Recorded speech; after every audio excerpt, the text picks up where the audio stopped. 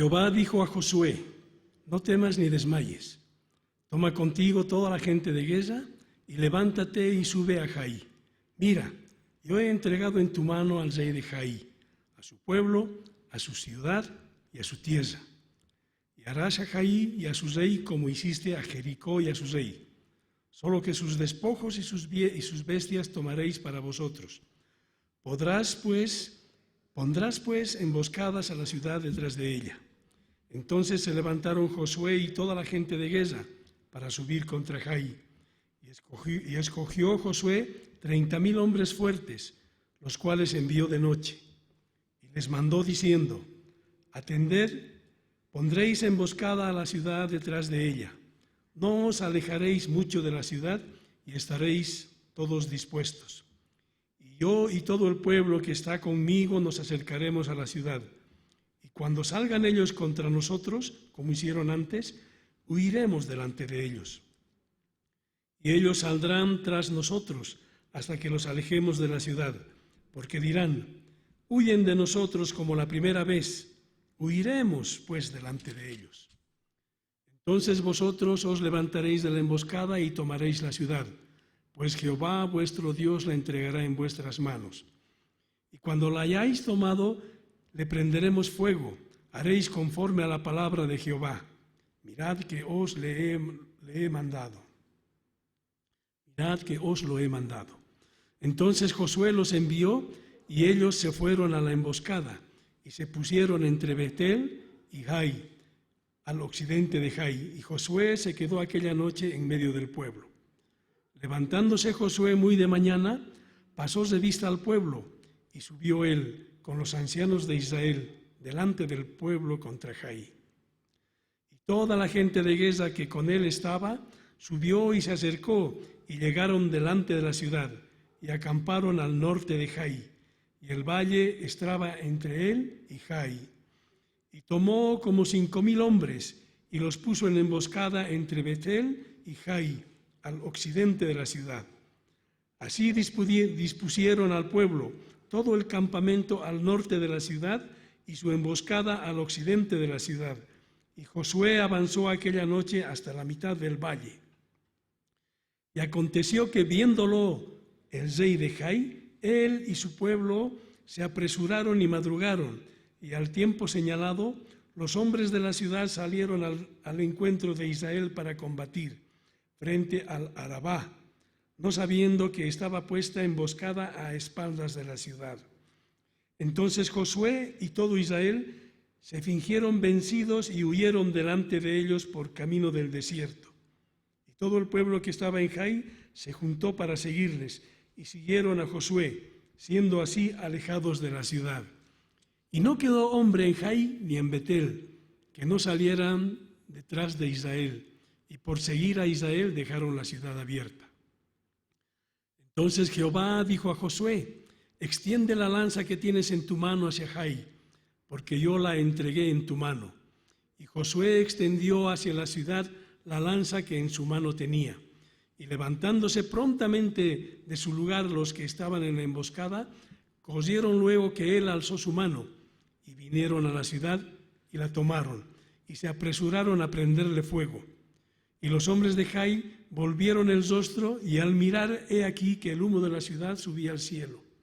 Y no pudieron huir ni a una parte ni a otra, porque el pueblo que iba huyendo hacia el desierto se volvió contra los que les seguían. Josué y todo Israel, viendo que los de la emboscada habían tomado la ciudad y que el humo de la ciudad subía, se volvieron y atacaron a los de Jai. Y los otros salieron de la ciudad a su encuentro, y así fueron encerrados en medio de Israel, los unos por un lado y los otros por el otro. Y los hirieron hasta que no quedó ninguno de ellos que escapase. Pero tomaron vivo al rey de Jai y lo trajeron a Josué. Y cuando los israelitas acabaron de matar a todos los moradores de Jai en el campo y en el desierto a donde los habían perseguido, y todos habían caído al filo de espada hasta ser consumidos, todos los israelitas volvieron a Jai y también la hirieron a filo de espada. Y el número de los que cayeron aquel día, hombres y mujeres, fue de 12,000, todos los de Jai, porque Josué no retiró su mano que había extendido con la lanza, hasta que hubo destruido por completo a todos los moradores de Jai. Pero los israelitas tomaron para sí las bestias y los despojos de la ciudad, conforme a la palabra de Jehová que le había mandado Josué. Y Josué quemó a Jai y las redujo a un montón de escombros, asolada para siempre hasta hoy. Y al rey de Jai lo colgó de un madero hasta caer la noche, y cuando el sol se puso, mandó Josué que quitasen del madero su cuerpo y lo echasen a la puerta de la ciudad, y levantaron sobre él un gran montón de piedras que permanece hasta hoy.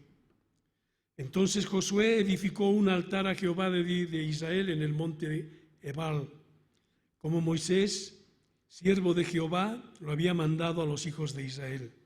Como está escrito en el libro de la ley de Moisés, un altar de piedras enteras sobre las cuales nadie alzó hierro, y ofrecieron sobre él holocaustos a Jehová, y sacrificaron ofrendas de paz. También escribió allí sobre las piedras una copia de la ley de Moisés, la cual escribió delante de los hijos de Israel. Y todo Israel, con sus ancianos, oficiales y jueces, estaba de pie a uno y otro lado del arca, en presencia de los sacerdotes levitas que llevaban el arca del pacto de Jehová. Así los extranjeros como los naturales. La mitad de ellos estaba hacia el monte Gerizim y la otra mitad hacia el monte Ebal, de la manera que Moisés, siervo de Jehová, lo había mandado antes, para que bendijesen primeramente al pueblo de Israel. Después de esto, leyó todas las palabras de la ley, las bendiciones y las maldiciones, conforme a todo lo que está escrito en el libro de la ley. No hubo palabra alguna de todo cuanto mandó Moisés que Josué no hiciese leer delante de toda la congregación de Israel, y de las mujeres, de los niños y de los extranjeros que moraban entre ellos. Bueno, estamos frente a un pasaje que seguramente nos va a inquietar a algunos de nosotros, quizás a todos. Porque si ustedes se dan cuenta, a ver, mírense la ropa, miren, ¿se ven? Está toda manchada con sangre.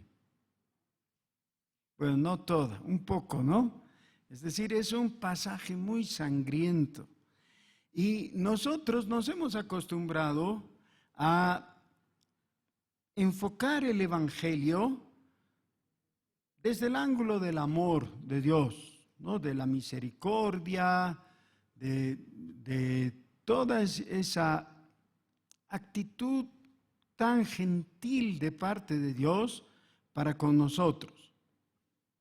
Entonces, produce un desconcierto ver que todo esto fue ordenado por Dios, y lo que viene en Josué a veces va a ser peor todavía.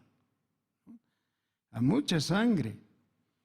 Y entonces uno de los cuestionantes que presenta la gente muchas veces es: ¿por qué el Dios del Antiguo Testamento parece tan sangriento, mientras que el Dios del Nuevo Testamento es tan bondadoso, ¿no? Y tan tranquilo, casi dicen bonachón, ¿no? Pero ¿es así? ¿Es tal como piensan? En primer lugar, necesitamos ponerle contexto a esto que acabamos de leer. El contexto precedente, que es bien sencillo, fácil de observar, es el que nos cuentan los capítulos anteriores, especialmente los 2 capítulos anteriores. El pueblo de Israel ha cruzado el Jordán, ha llegado a la tierra de Canaán, y Dios les dice, como cosa fácil, bueno, ahora tomen la tierra.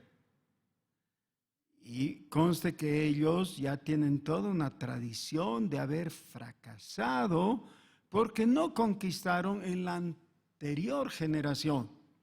Es decir, cuando llegaron con Moisés, ya tenían que haber entrado, pero se acobardaron y fracasaron. 40 años después han vuelto a esta situación y ahora Dios les dice: sus padres han desobedecido, han temido y por eso no han entrado. Ustedes entren y tomen la tierra. Allá dicen, pero cuando ven la cosa, no está tan fácil porque hay ciudades fortificadas, rodeadas por murallas. Además, son pueblos numerosos, entrenados para la guerra, y no va a ser tan sencillo. Y Josué justamente nos cuenta toda esta experiencia de la conquista de Canaán. El capítulo 7 nos cuenta este momento en que Dios les ha mostrado que el asunto no solamente tenía que hacerse según la orden de Dios, sino tenía que seguirse la instrucción al pie de la letra, que, recuerdan, hemos dicho no solamente el qué, tomar la tierra prometida, sino el cómo tenían que hacerlo. En la toma de Jericó, que ya ha ocurrido, Dios les había dicho, no tomen nada de botín. Todo lo que es de ellos, quémenlo. Y un hombre, Acán, se aficionó de unas barras de oro y de un manto y un tapiz. Y dijo, ¿quién se va a dar cuenta? Si todo va a estar quemado, yo lo voy a ocultar esto. Pero Dios lo vio. Y a raíz de eso, tuvieron un gran fracaso en la toma de una ciudad muy pequeña e insignificante en comparación a Jericó. La ciudad de Ai era muy pequeñita. Pero fracasaron y se sintieron mal y empezaron a experimentar el espanto de la derrota. Y cuando su ánimo estaba en lo peor, Josué mismo estaba postrado delante de Dios. Y Dios le dice, Josué, ¿por qué estás ahí vencido, asustado? Ponte de pie. Tienes que más bien analizar por qué han tenido la experiencia del fracaso. Es porque ha habido un ladrón, ha robado del anatema. Así que encuéntralo y castíguenlo. Y Acán fue apedreado hasta morir. Pero ahora Dios le dice, bueno, levántense y tomen la ciudad de Ai. Y ellos ya están asustados como cuando un perro te ha mordido, ¿no? Y ya no quieres pasar cerca porque ves que hay peligro. Y así llegamos a nuestro capítulo. Según las instrucciones que Dios le da a Josué, lo que tenían que hacer era crear una situación ventajosa para la guerra, ventajosa para ellos.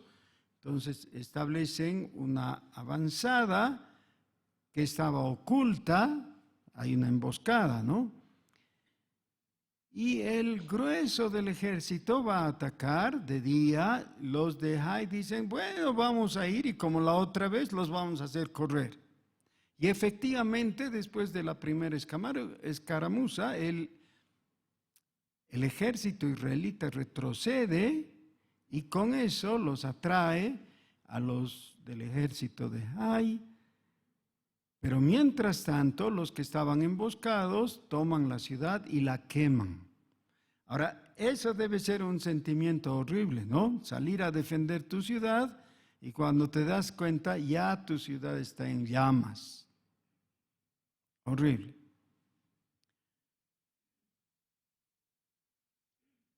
Y uno dirá, pero este es un manual de violencia. ¿Qué es lo que se propone Dios al enseñarnos esto? Si leyéramos hasta el versículo 29 simplemente, sería muy difícil hacer una aplicación. El 29 dice, y al rey de Ai lo colgó de un madero hasta caer la noche. Y cuando el sol se puso, mandó Josué que quitasen del madero su cuerpo y lo echasen a la puerta de la ciudad, y levantaron sobre él un gran montón de piedras que permanecen hasta hoy. Si ese fuera el final, sería alegre para los israelitas, pero muy triste para los cananeos, y una mala lección en el sentido de que la violencia da buenos frutos, ¿no? Cuando en el Evangelio aprendemos lo contrario. Pero la explicación está en el mismo texto, es solamente cuestión de leer bien. Y viene lo siguiente, versículo 30. Entonces Josué edificó un altar a Jehová, Dios de Israel, en el monte Ebal.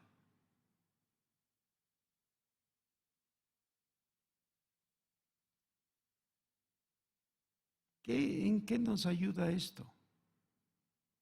En el Salmo 73, el salmista, que en ese caso es Asaf, no es David, nos cuenta su propia experiencia en un momento en que él dice: yo no entendía las cosas. Resulta que he decidido obrar bien, proceder bien, actuar correctamente. He hecho lo bueno y me ha ido mal. En contraposición a aquel que he visto que ha hecho lo malo y le ha ido bien. Y entonces he estado a punto de tropezar, dice. Hasta que, y ahí está la clave en el Salmo 73, dice, hasta que entrando en el santuario de Dios comprendí. Ahora, ¿qué es lo que nos está enseñando esto? Hay cosas que de todas maneras no vamos a entender. En la vida a veces vemos que no es solo blanco o solo negro, hay unos grises difíciles de captar, ¿ya? Y podemos quedar desorientados, por lo menos momentáneamente. De todas maneras, en la vida vamos a tener situaciones que no podemos entender en la práctica. No importa cuánta doctrina conozcamos, lo que necesitamos es entrar en el santuario de Dios, como dice el salmista, hasta que Dios mismo nos revela el asunto. Y aquí ellos no tenían todavía el santuario, lo iban a construir después, en varias generaciones más tarde. Tenían el tabernáculo, pero no es lo que hacen. Más bien hacen el equivalente al construir inmediatamente un altar. El altar es el símbolo de lo que el Salmo 73 dice, el santuario. Es decir, el lugar de encuentro del hombre con Dios. Entonces, si podemos resumir esto, ¿cómo hago para entender lo que pasa o el sentido que tiene lo que acaba de ocurrir cuando no lo entiendo? He agotado todos los medios racionales. Todavía no entiendo. ¿Qué tengo que hacer? Tengo que entrar en el santuario. O el equivalente, construir el altar. ¿Qué es el altar? Es el lugar simbólico en que al encontrarte con Dios, tú le estás diciendo: Dios, reconozco que no somos iguales. No puedo mirarte a los ojos como si fuera igual que tú, porque yo no soy Dios. Tú eres Dios. Yo soy tu criatura.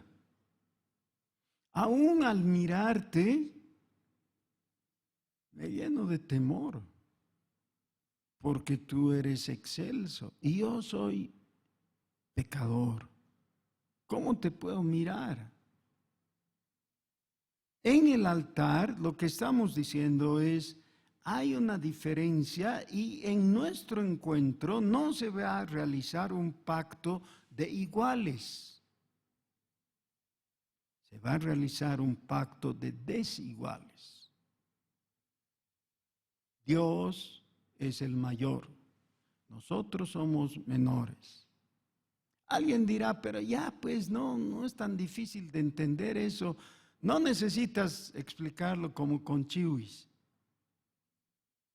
Sí, es fácil de entender, pero es fácil de olvidar. Y por eso tenemos que volver en nuestra mente al pensamiento fundamental. Dios, no soy igual que tú. Tú eres santo. Y yo con vergüenza tengo que decirlo. No soy. Soy pecador. Por favor, ten misericordia de mí. El Señor Jesús, cuando cuenta lo que ocurrió con ese fariseo que estaba al lado de un publicano en el lugar de las ofrendas, dice que el fariseo miró con menosprecio al publicano y se dirigió o creyó dirigirse a Dios. Estaba orando para consigo mismo nomás. Algo así. Señor, gracias porque no soy como este publicano. A diferencia de él, yo ayuno 2 veces a la semana y doy limosnas a los pobres y cumplo la ley. El publicano, en cambio, ni siquiera se atrevía a levantar los ojos al cielo. Inclinado le decía a Dios, Señor, sé propicio a mí.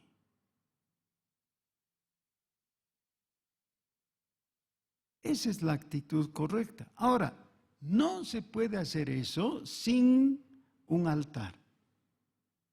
Porque el símbolo de hacer eso, es decir, de reconocer la superioridad de Dios, es el altar. Sin el altar, somos iguales. Hay gente que quiere tratar con Dios como con un igual y le quiere imponer condiciones. Por eso es que Salomón nos advierte, no hagas votos a Dios livianamente, porque una vez que hables vas a tener que cumplir, porque con Dios no se puede jugar, así que mejor cierra el pico. Tienes que guardar la reverencia para con Dios, es decir, tienes que recordar, estamos frente a un altar. Me estoy encontrando con el santo Dios y debo hacerlo con reverencia. Pero a raíz de eso, entonces, ¿qué tenemos? Tenemos un monte, el monte Gerizim y el monte Ebal. ¿Saben para qué? Para algo que alguna vez vamos a hacer, ¿ya? Alguna vez. Vamos a irnos a 2 montañas o 2 colinas, por lo menos, en 2 grupos, para cantar sin mirarnos los unos frente a los otros. ¿Cómo se llama eso? Ese estilo de cantar juntos. Antifonal. ¿Ya? En la iglesia tenemos la lectura antifonal, por eso en la lectura antifonal los unos, por ejemplo las mujeres, dicen algo, los hombres contestan el siguiente versículo o el director lee un versículo y la congregación le contesta con el otro. Esa es la lectura antifonal. ¿Es invento presbiteriano? No, es bíblico. Miren cómo practicaban ellos o cómo lo hicieron.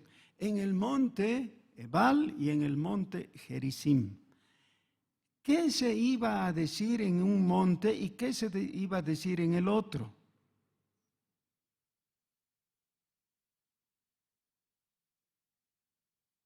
En el uno se iba a advertir al pueblo para no pecar.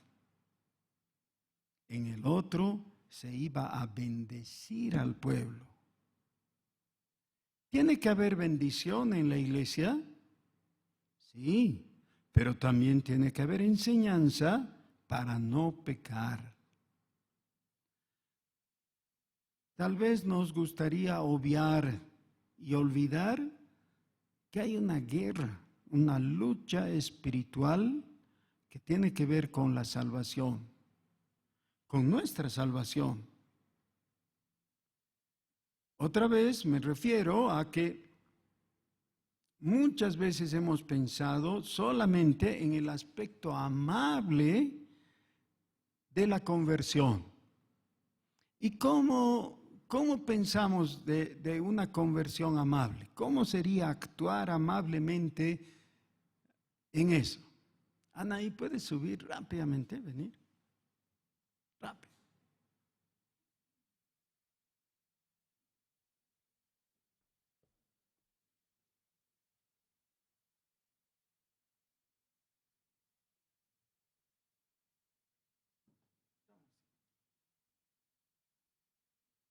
¿Todos pueden verla? Ya. Si yo quisiera lograr que Anaí pase a este lado, ¿qué tendría que hacer? Podría tomarla de la oreja y llevarla. A su mamá no le va a gustar, a su abuela menos. ¿A alguien le gustaría eso? No. ¿Qué puedo hacer? Puedo hacer alternativamente algo como llamarla, pero ¿qué pensarían ustedes?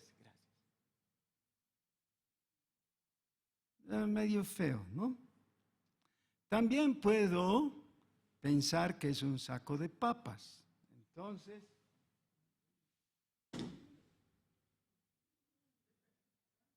me pongo el saco de papas y lo llevo.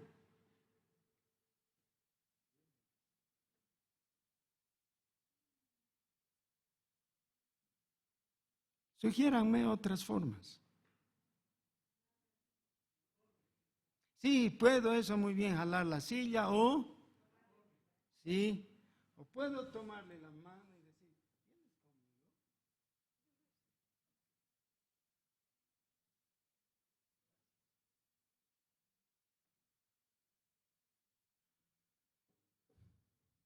Ahora, por un momento, piensa, por favor, no te apresures. No te estoy preguntando cómo te gustaría o cómo prefieres tú.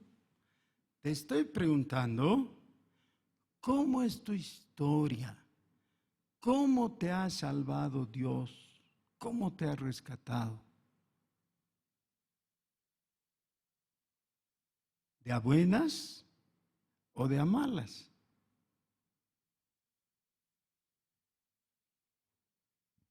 Para que comprendamos la pregunta, vamos a ir por un momento a Colosenses.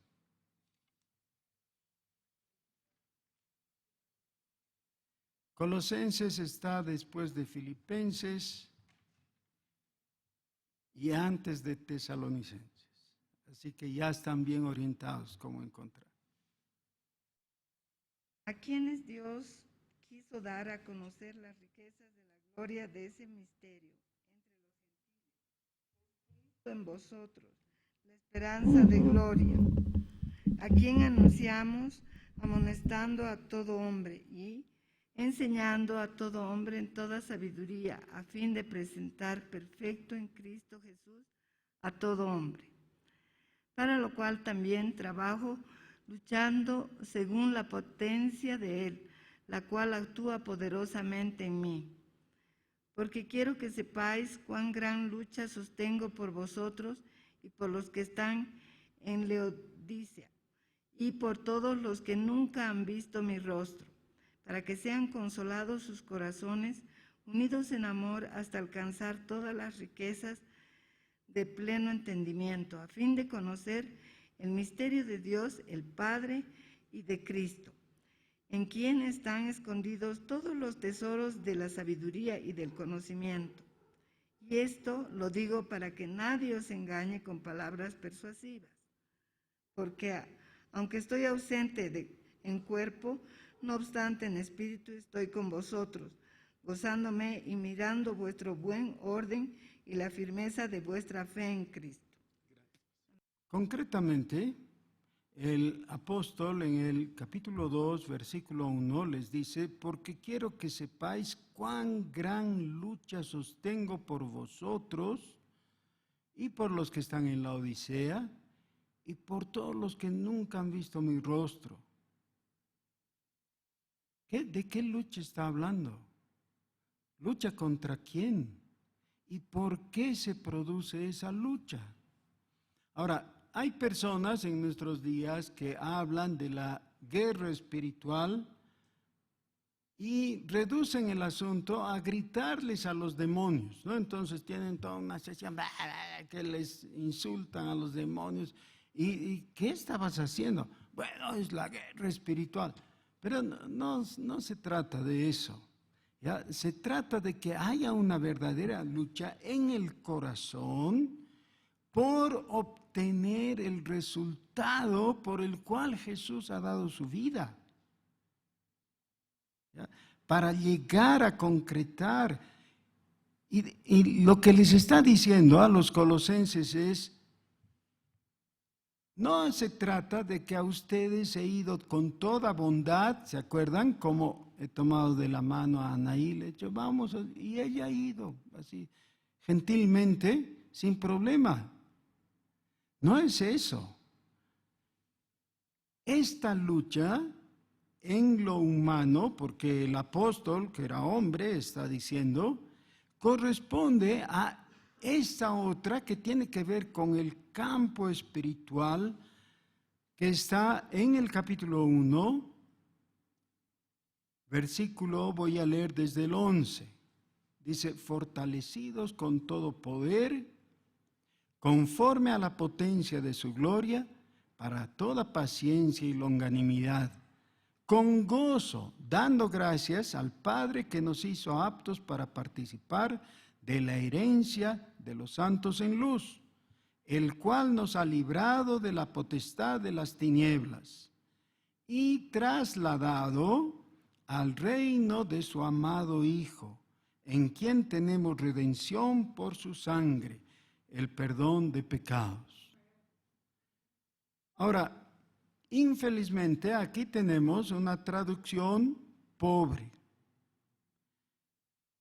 En el versículo 13 dice: y trasladado al reino de su amado Hijo. ¿Cómo es trasladado? ¿Se acuerdan? Anaí estaba sentada en la silla aquí.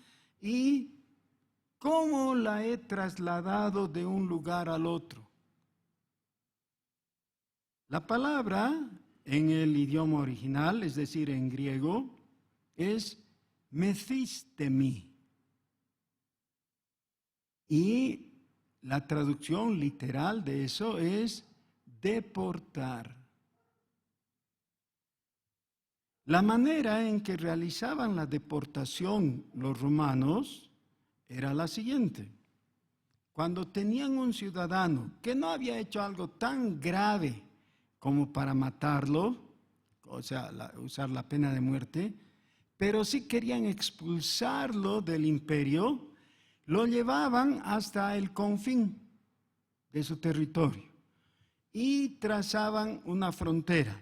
Si es que no había frontera, el centurión que tenía a cargo el asunto, con su lanza tenía que trazar una línea en el polvo del camino, del piso, y decir: hasta aquí es Roma. Y entonces, desde dentro, 2 soldados lo tomaban y lo levantaban al sujeto, al que iba a ser deportado. Lo tomaban por los brazos, cada uno, y lo lanzaban afuera. Y la forma en que tenían que hacerlo era que él no se vaya caminando, sino que caiga, para simbolizar que lo habían echado del imperio. No podía volver. Si volvía, tenía pena de muerte. Ese era un deportado. Era un acto de fuerza. El apóstol Pablo está utilizando toda esa figura, pero al revés, reflejando lo que ha hecho Cristo al rescatarnos a nosotros. Es decir, nos ha deportado, pero al revés, porque nos ha sacado del reino, dice aquí, de las tinieblas, de la potestad de las tinieblas, y nos ha trasladado o deportado al reino de su amado Hijo. Y eso es con lucha. Ya es con dificultad. Es el enfrentamiento de poderes espirituales. Y lo que Josué nos está contando es un reflejo histórico de esta verdad anunciada en el Nuevo Testamento. ¿Sobre qué base? Sobre la base objetiva de la ley de Dios. Hay bendición en la fe de Jesucristo, pero sin Jesucristo no puedes esperar bendición. Hay maldición. Más adelante, no más adelante, un poco antes, en el libro de Deuteronomio, se invierten capítulos enteros en detallar las bendiciones y las maldiciones, capítulos 27, 28 de Deuteronomio, que no vamos a ver ahora, pero es bueno que ustedes sepan, porque sobre la base concreta, esto está bien y esto está mal, es que Dios es reconocido en su santidad y Él nos está llamando y convocando. Ahora, todo esto para nosotros depende de lo que Jesús ya ha hecho en la cruz. Tenemos en ello la base legal por la cual nosotros ya le correspondemos a Dios. Somos de Dios. Pero ahora es necesario implementar la parte práctica. Legalmente tú ya eres de Dios. Cristo ha pagado el precio.